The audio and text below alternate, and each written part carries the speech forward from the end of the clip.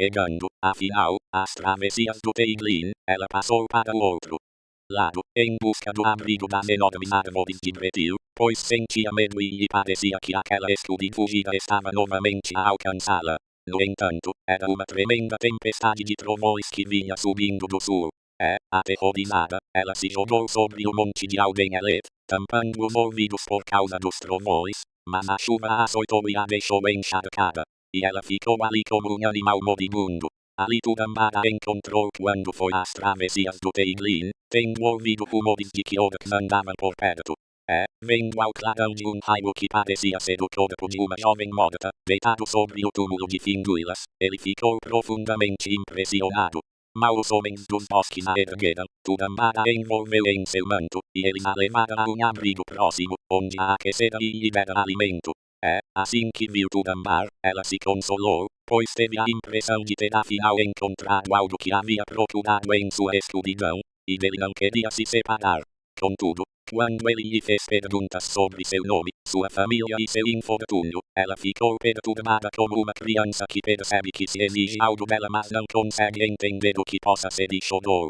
Não se preocupe, disse-lhe então Tudambar. A história pode esperar. Mas eu lhe darei um nome e a chamarei de Lilia, a donzela das lágrimas. E naquele momento ela abanou a cabeça mas repetiu, Lilia. Essa foi a primeira palavra que falou depois do esquecimento, e ficou sendo seu nome entre os homens do bosque daí em diante. No dia seguinte, eles a levaram na direção da Ethelbrandir, mas, quando chegaram a Dimrost, a escada chuvosa, onde a corrente revolta dos cérebros caía na direção do Teiglin, um forte estremecimento a dominou, e por isso daí em diante esse lugar foi chamado de Nengidit, as águas trêmulas. Antes de chegar à morada dos homens dos bosques, sobre uma monobel, ela adoeceu com uma febre, e muito tempo passou deitada assim, recebendo os cuidados das mulheres de Bretil, que a ensinaram a falar como se ensina um bebê. Antes de chegar o outono, pelos dons de Brandir ela foi curada de sua enfermidade, e pôde falar. Mas não se lembrava de nada do tempo anterior ao dia em que fora encontrada por Tudambar no túmulo de Aldenelet. E Brandir a amava, mas todo o coração de Lilia era dedicado a Tudambar. Nessa época, os homens dos Tudambar era Tudin, filho de Udin. Embora ela não conhecesse esse nome, uma sombra a incomodou.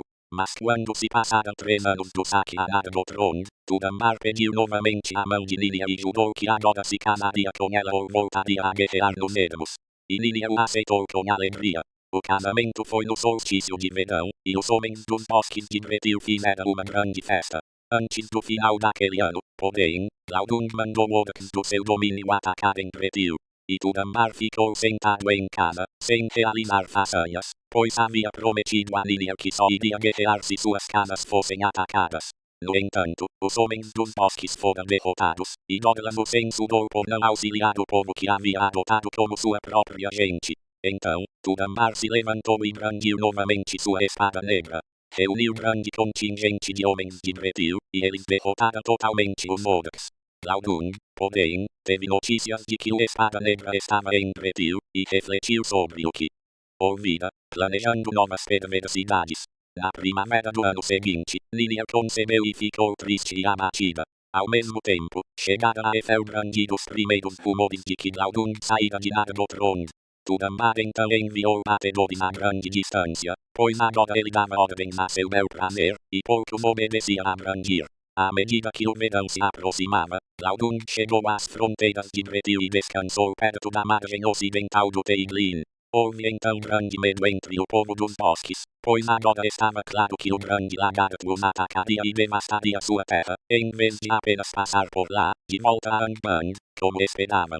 Procuraram portanto a opinião de Tudambar, e seu conselho foi que lutar contra Glaudung com todas as suas forças seria inútil, pois somente com astúcia e muita sorte poderia derrotá-la. Ele se ofereceu para ir procurar o dragão às fronteiras do território e pediu ao resto do povo que permanecesse a Ethelbrandir, mas que se preparasse para a fuga. Pois, se Glaudung saísse vitorioso, viria primeiro às casas dos homens dos bosques para destruí-las, e eles não poderiam ter esperanças de lhe oferecer resistência.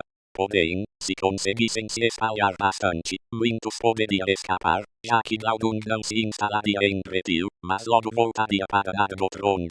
Tudambar então solicitou companheiros dispostos a auxiliá-lo nesse perigo. e Douglas se apresentou, mas ninguém mais. Por isso, Douglas repreendeu o povo e falou com desdém de Brandir, que não podia cumprir o papel de herdeiro da casa de Alet. E Brandir foi humilhado diante de seu povo e ficou amargurado. Mas Untor, parente de Brandir, pediu permissão para ir em seu lugar. Despediu-se então Tudambar de Liliel. Ela estava dominada pelo medo e por maus presságios, e sua separação foi dolorosa. Mas Tudambar partiu com seus 2 companheiros, indo até Nengidit.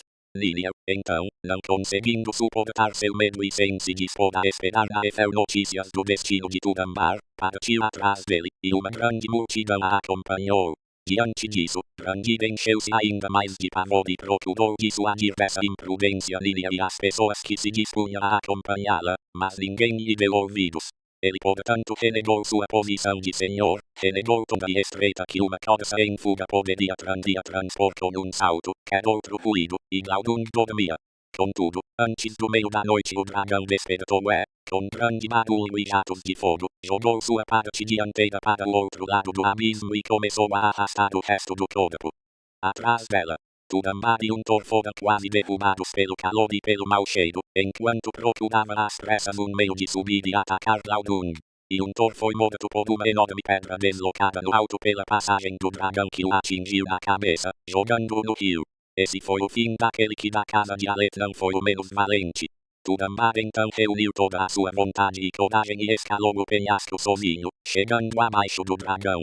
Sacou do tanga, com toda a força de seu braço e de seu ódio, enfiou a espada no ventre macio do lagarto, até o punho. Quando sentiu, porém, a fisgada mortal, Glaudung deu um berro em convulsões apavorantes, ergueu o corpanzil e se jogou de um lado a outro do abismo, e depois ficou ali escoiceando e se contorcendo em agonia. E ao seu redor ele tudo incendiou e destruiu com seus golpes, até que afinal seu fogo se extinguiu e ele ficou imóvel.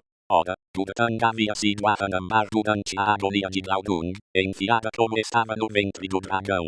Por isso, Tudambar atravessou a correnteza mais uma vez, desejando recuperar a espada e contemplar seu inimigo. E o encontrou deitado de lado ao comprido, com o punho de Durtang saindo-lhe da barriga. Tudambar então agarrou o punho, pôs o pé no ventre do dragão e gritou, zombando do dragão e de suas palavras em Argotrond: Salve, lagarto de Morgoth! Bons olhos te vejam. Morre agora e que a escuridão te leve. Assim se vinga Túrin, filho de Udin. Ele então arrancou a espada dali, mas um jato de sangue negro a acompanhou, caindo na mão de Túrin, e seu veneno a queimou. Nesse instante, Glaudung abriu os olhos e encarou Túrin com tanta maldade, que o derrubou como se fosse um golpe. E por esse impacto e a agonia do veneno, Túrin caiu num desmaio sinistro, parecendo morto, e sua espada estava sob ele. Os gritos de Glaudung ecoaram nos bosques e chegaram às pessoas que esperavam em Nengidit. Quando aqueles que estavam de vigia os ouviram e divisaram ao longe o incêndio e a destruição que o dragão causava, consideraram que o dragão estava destruindo os que o atacavam. E Liliel sentou e estremeceu ao lado da queda d'água, com a voz de Glaudung, a escuridão